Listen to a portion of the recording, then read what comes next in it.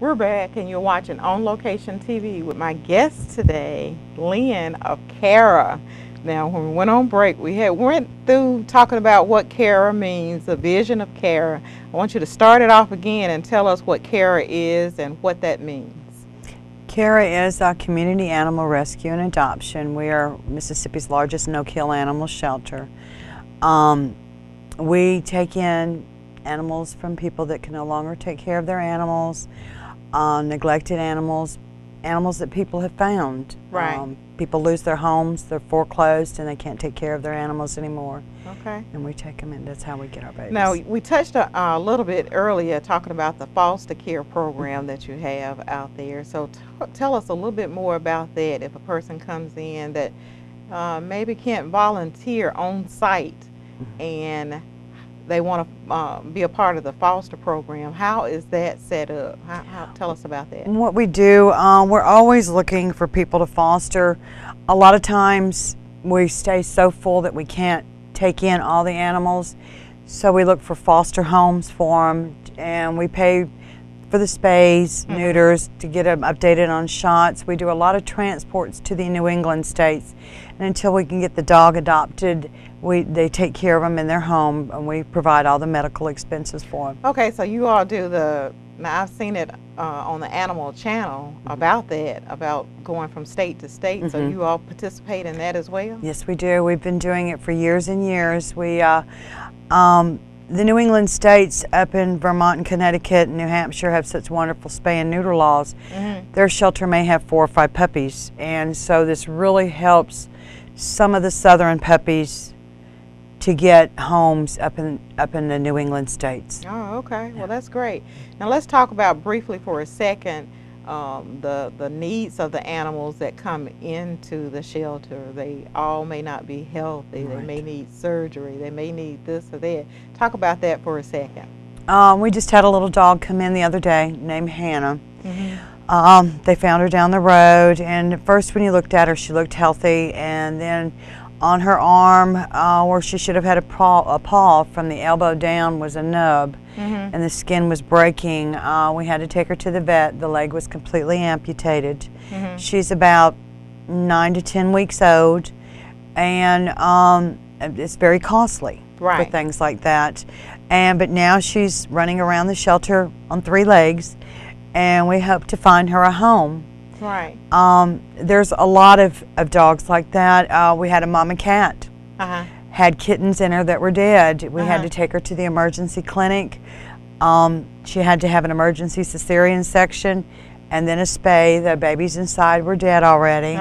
So you all just kind of make sure that the animal, if it comes in there unhealthy, that you get it to the point where it is, you're able to offer it as in the adoption program. Yes, ma'am. Is that right? Yes, ma'am. So if I bring, or somebody is watching and they bring in an animal, or you all find an animal, what's the steps? What happens when that animal walks through or is brought through those doors? What happens? The owner will sign a release form and signing over the rights of the dog to Cara.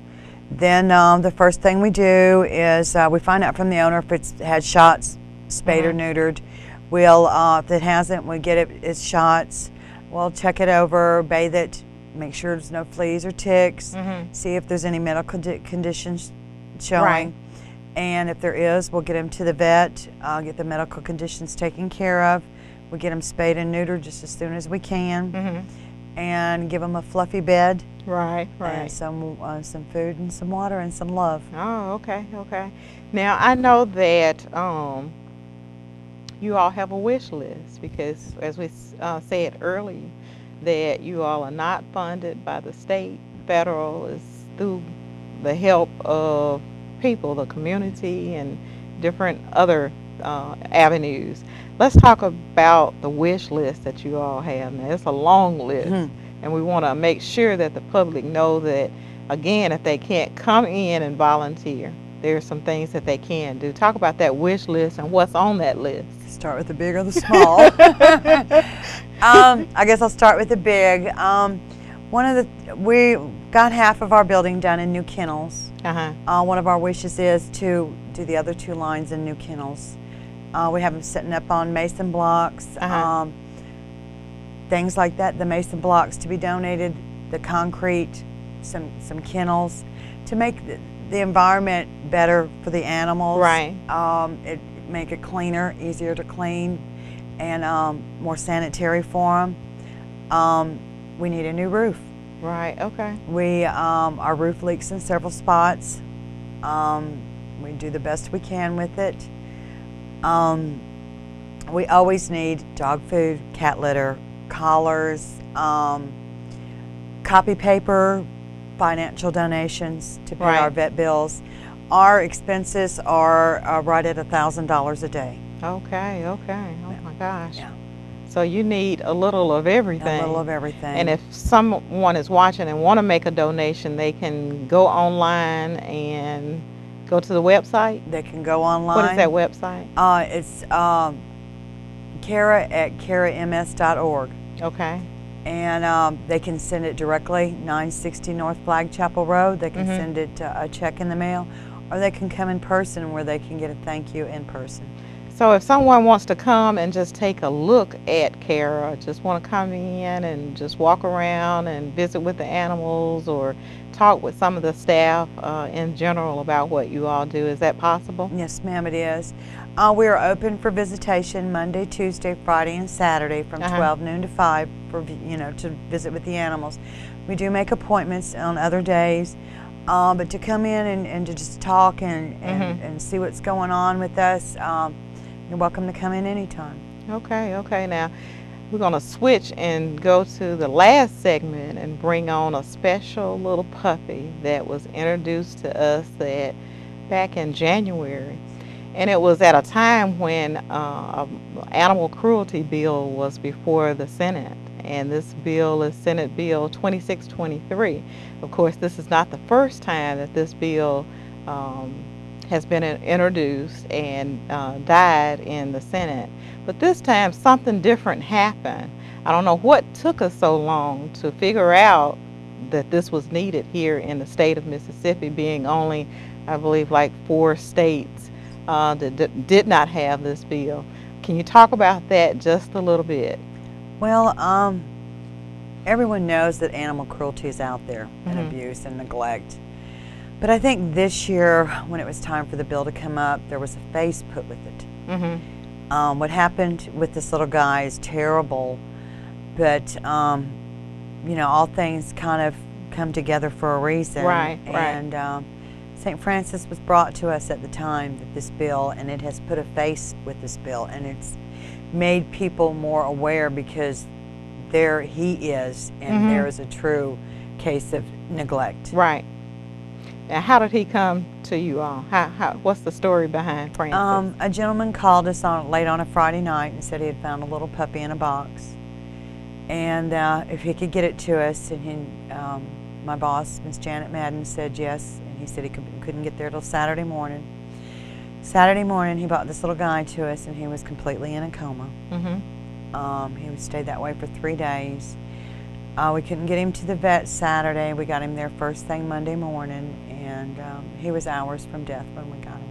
Really? Oh my gosh. And when we switch over, we're going to see, of course, he's been sleeping and napping the whole time since he's been here, but we just want to put a face to that. But what I really want to go to my cards to make sure that, because when I was reading about the bill itself, it states anyone were to maliciously harm, torture, purposely starve, or kill a cat or dog without it being an act of self-defense, the following charges apply: up to 5 years in prison and up to a $10,000 fine. That's a start. Yes, it is. That's a start. I don't know, like I say again, I don't know what took so long, because this has happened. This bill has been introduced more than once. Every time failed. I was reading the story of people coming to support this bill this last time around, people coming to tell, hoping to get to tell their story. And there was one story about a couple out of Rankin County that dog was shot by a hunter. and he knew it was a dog, but he just shot him anyway. So I'm kind of like, what does it take? Lots of people that I run into that say, well, I don't like dogs and I don't like animals. It's not so much that, it's about having a heart, that you don't have to have to be an owner of an animal, but just to have some compassion for an animal itself.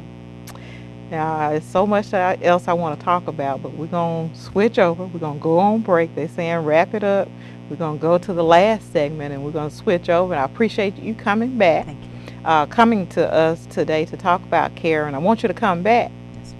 So we're going to take a break, and we're going to switch over, and you're going to get a chance to meet Francis and the therapist, Kim.